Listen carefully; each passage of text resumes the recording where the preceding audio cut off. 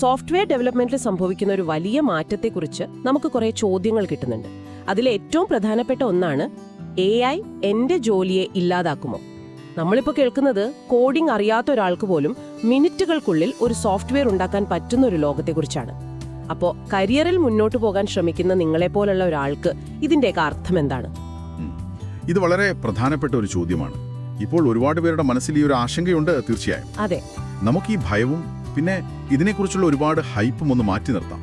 എന്നിട്ട് യഥാർത്ഥത്തിൽ എന്താണ് സംഭവിക്കുന്നതെന്ന് നോക്കാം. അപ്പം നമ്മുടെ ഇന്നത്തെ ലക്ഷ്യം ഇതാണ്: ഈ പുതിയ ലോകത്ത് നിങ്ങളുടെ കരിയർ എങ്ങനെ രൂപപ്പെടുത്താം എന്ന വ്യക്തമായൊരു ചിത്രം നൽകുക. ശരി. അപ്പൊ നമുക്ക് ഏറ്റവും ആവേശകരമായ കാര്യത്തിൽ നിന്ന് തന്നെ തുടങ്ങാം. റെപ്ലിറ്റ് എന്ന കമ്പനിയുടെ സ്ഥാപകൻ പറയുന്നത്, മനസ്സിൽ ഒരു ഐഡിയ ഉള്ള ആർക്ക് ഒരു സോഫ്റ്റ്വെയർ നിർമ്മിക്കാൻ പറ്റും, കോഡിംഗ് അറിയേണ്ട ആവശ്യമേ ഇല്ല എന്നാണ്. ഇത് സത്യമാണോ എന്ന് പരീക്ഷിക്കാൻ ഒരു യൂട്യൂബ് ഷോയുടെ ഹോസ്റ്റ് ഒരു കോഡിംഗ് പരിജ്ഞാനവുമില്ലാതെ മിനിറ്റുകൾക്കുള്ളിൽ ഒരു വെബ്സൈറ്റ് ഉണ്ടാക്കി അതിലൂടെ പേയ്മെന്റ് വരെ സ്വീകരിച്ചു. ഇത് കേൾക്കുമ്പോൾ എന്തോ ഒരു സൂപ്പർ പവർ കിട്ടുന്നത് പോലെ തോന്നില്ലേ? തീർച്ചയായും ആ ഒരു തോന്നൽ ശരിയാണ്. ഇതിനെയാണ് ടെക് ലോകത്ത് ഇപ്പോൾ ഒരു തമാശയായി വൈബ് കോഡിംഗ് എന്ന് പറയുന്നത്. വൈബ് കോഡിംഗോ?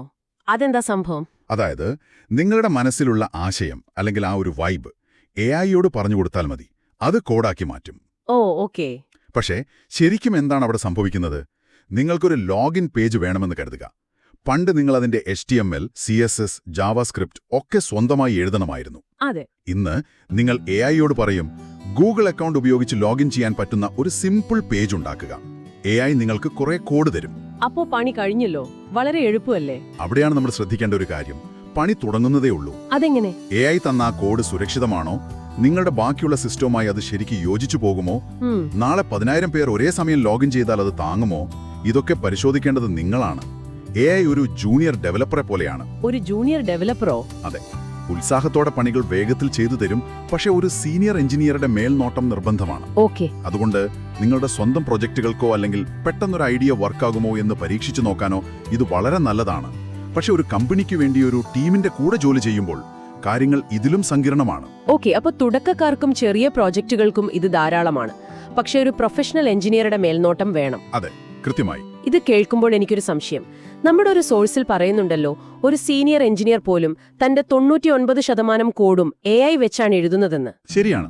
അങ്ങനെയാണെങ്കിൽ ആ മേൽനോട്ടത്തിന് മാത്രം എന്തിനാണ് ഒരുപാട് എഞ്ചിനീയർമാർ? കമ്പനികൾക്ക് ആളുകളെ കുറച്ചാൽ പോരെ? 1900-ൽ കാറുകൾ വന്നപ്പോൾ കുതിരകൾക്ക് എന്ത് സംഭവിച്ചുവോ അതുപോലെ മനുഷ്യർക്കും സംഭവിക്കുമോ എന്നൊരു ഭയം ചില വിദഗ്ധർ പങ്കുവെക്കുന്നുണ്ട്. ആ ഭയം സ്വാഭാവികമാണ്. അത് നമ്മൾ ചർച്ച ചെയ്യേണ്ടതും തന്നെയാണ്. പക്ഷേ അതിനെ നമ്മൾ മറ്റൊരു രീതിയിൽ കാണണം. ഇതൊരു പകരക്കാരനാവരല്ല, മറിച്ചൊരു സഹകരണമാണ്. സഹകരണമോ? അതെ. ടെക് ലോകത്തിപ്പോൾ എല്ലാവരും പറയുന്നൊരു ചൊല്ലുണ്ട്: AI നിങ്ങളെ റീപ്ലേസ് ചെയ്യില്ല, പക്ഷേ AI ഉപയോഗിക്കുന്ന ഒരാൾ നിങ്ങളെ റീപ്ലേസ് ചെയ്യും. അത് കൊള്ളാം. അതാണ് ഇവിടുത്തെ പ്രധാന കാര്യം. ഗൂഗിൾ CEO സുന്ദർ പിച്ചെ പറയുന്നതും ഇതേ കാര്യമാണ്. ടെക് കമ്പനികൾക്ക് എപ്പോഴും വളർച്ച ആവശ്യമാണ്. അവരുടെ ലക്ഷ്യം ചെലവ് ചുരുക്കൽ മാത്രമല്ല. അതെങ്ങനെയാണ്? കൂടുതൽ കാര്യങ്ങൾ കുറച്ച് ആളുകളെ വെച്ച് ചെയ്യാൻ പറ്റുമെങ്കിൽ കമ്പനികൾക്ക് അതാണല്ലോ ലാഭം. ശരിയാണ്. പക്ഷേ അതിലും വലിയ ലാഭം അതേ ആളുകളെ വെച്ച് 10 ഇരട്ടി കാര്യങ്ങൾ ചെയ്യുന്നതാണ്. ഇതാണ് ഹൈ വെലോസിറ്റി ഇക്കോണമി എന്ന ആശയം. ഹൈ വെലോസിറ്റി ഇക്കോണമി എന്താണെന്ന് വെച്ചാൽ, ഒരു ഹോട്ടലിലെ കിച്ചൺ ആലോചിച്ച് നോക്കൂ. പണ്ട് ഒരു ഷെഫ് ഒറ്റയ്ക്ക് എല്ലാ ഡിഷും ഉണ്ടാക്കുകയായിരുന്നു. ശരി. ഇപ്പോ അദ്ദേഹത്തിന് പച്ചക്കറി അരിയാനും സോസ് ഉണ്ടാക്കാനും ഓരോ സഹായികളുണ്ട്. അപ്പോൾ ആ ഷെഫിന് കൂടുതൽ ഡിഷുകളിൽ ശ്രദ്ധിക്കാൻ പറ്റും. കിച്ചൺ മൊത്തത്തിൽ കൂടുതൽ വേഗത്തിലാവും. അതുപോലെ AI എഞ്ചിനീയർമാരുടെ സഹായിയാവുമ്പോൾ കമ്പനികൾക്ക് കൂടുതൽ പ്രൊജക്ടുകൾ ഒരേ സമയം കൂടുതൽ വേഗത്തിൽ ചെയ്യാൻ കഴിയും. പക്ഷേ ഈ ഹൈ വെലോസിറ്റി എന്ന് പറയുന്നത് എഞ്ചിനീയർമാർക്ക് കൂടുതൽ സമ്മർദ്ദം ഉണ്ടാക്കില്ലേ? എപ്പോഴും വേഗത മാത്രം മതിയോ? വളരെ നല്ല ചോദ്യം. അവിടെയാണ് നിങ്ങളുടെ മൂല്യം മാറുന്നത്. നിങ്ങളുടെ പ്രാധാന്യം വെറുതെ കോഡ് ലൈനുകൾ എഴുതുന്നതിൽ ഒതുങ്ങുന്നില്ല. പിന്നെ എന്തിലാണ്? പകരം സിസ്റ്റം മൊത്തത്തിൽ മനസ്സിലാക്കുക, ബിസിനസ്സിന് എന്താണ് വേണ്ടതെന്ന് തിരിച്ചറിയുക, AI-ക്ക് കൃത്യമായ നിർദ്ദേശങ്ങൾ നൽകുക. ഓക്കെ. അത് ചെയ്യുന്ന ജോലി വിലയിരുത്തുക, ഗുണമേന്മ ഉറപ്പാക്കുക. ഇതിലൊക്കെ ആയിരിക്കും നിങ്ങളുടെ പ്രാധാന്യം. മനസ്സിലായി. നമ്മുടെ ഒരു സോഴ്സിൽ 20 വർഷം എക്സ്പീരിയൻസ് ഉള്ള എഞ്ചിനീയർ പറയുന്ന ഒരു കാര്യമുണ്ട്. അദ്ദേഹം പറയുന്നു, എന്റെ ആദ്യത്തെ 10 വർഷം ഞാൻ കോഡ് എഴുതാൻ പഠിക്കുകയായിരുന്നു. അടുത്ത 10 വർഷം ഏത് കോഡ് എഴുതരുത് എന്ന് പഠിക്കുകയായിരുന്നു. കൊള്ളാം.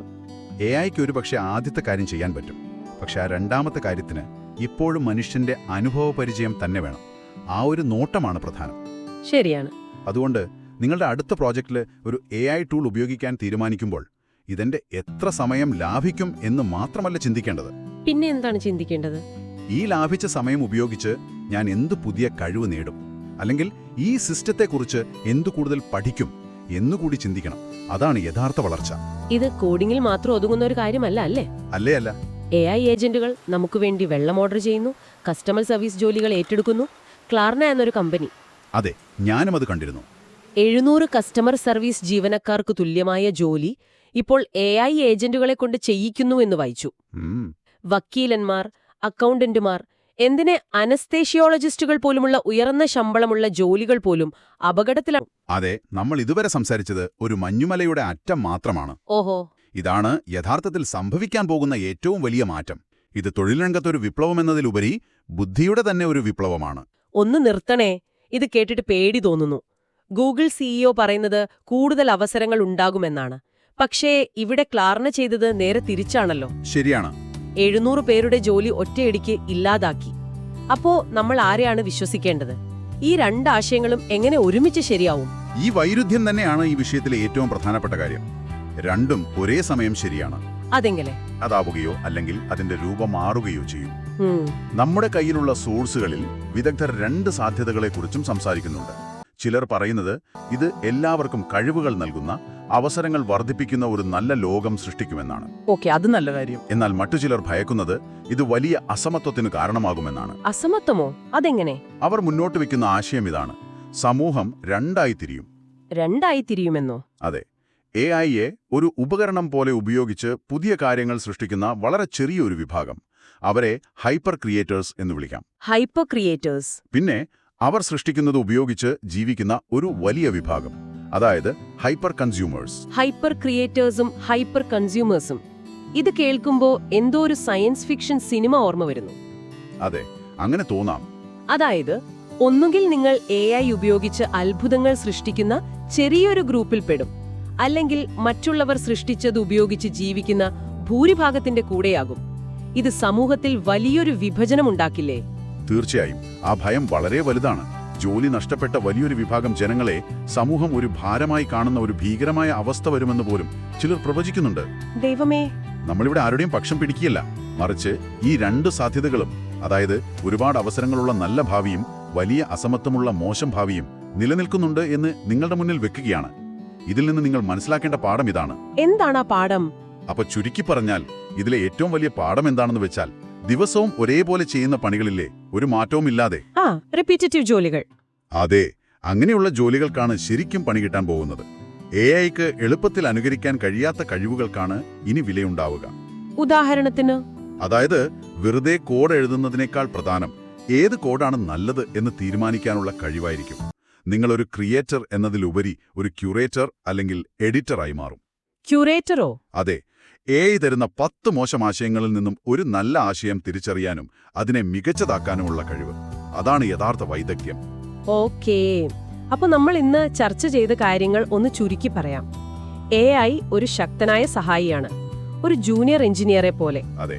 പക്ഷേ അതിന് മേൽനോട്ടം വഹിക്കാൻ, അതിന്റെ ഗുണനിലവാരം ഉറപ്പുവരുത്താൻ ഒരു സീനിയർ എഞ്ചിനീയറുടെ അനുഭവം ആവശ്യമാണ്. അതുകൊണ്ട് എഞ്ചിനീയർമാർ അപ്രത്യക്ഷരാവില്ല. ശരിയാണ്. നിങ്ങളുടെ മൂല്യം മാറുകയാണ്. ചെറിയ ആവർത്തന സ്വഭാവമുള്ള ജോലികളിൽ നിന്ന് മാറി വലിയ ചിത്രം കാണുന്നതിലേക്കും തന്ത്രപരമായ തീരുമാനങ്ങൾ എടുക്കുന്നതിലേക്കും ഗുണമേന്മ ഉറപ്പുവരുത്തുന്നതിലേക്കും നിങ്ങളുടെ റോൾ മാറും. അതുപോലെ ഈ മാറ്റം സോഫ്റ്റ്വെയർ രംഗത്ത് മാത്രമല്ല, എല്ലാ മേഖലകളിലും വരുന്നുണ്ട്. അവിടെ ഒരേ സമയം വലിയ അവസരങ്ങളും വലിയ വെല്ലുവിളികളുമുണ്ട്. അതെ.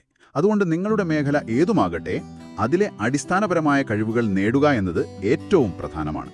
ഫണ്ടമെന്റൽസ്. അതെ. ഒരു നല്ല എഞ്ചിനീയർക്ക് കമ്പ്യൂട്ടർ സയൻസിന്റെ അടിസ്ഥാന തത്വങ്ങൾ അറിയണം.